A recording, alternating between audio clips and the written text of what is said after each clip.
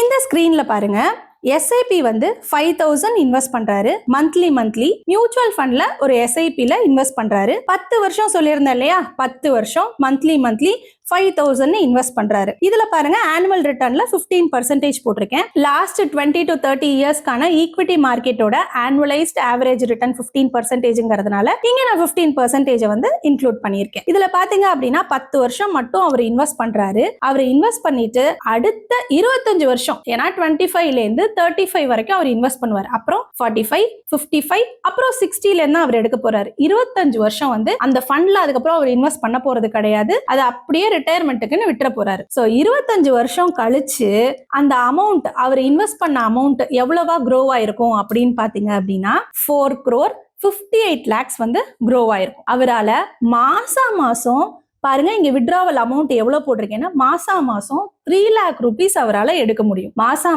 3 lakhன்னு சொல்லிட்டு அடுத்த 25 இயர்ஸ்க்கு இங்க நான் கால்குலேஷன்ல காமிச்சிருக்கேன். அடுத்து அவரோட லைஃப் டைம் ஃபுல்லாவே அவரால் இந்த SWP ல இருந்து நம்ம எடுத்து கொடுக்க முடியும்.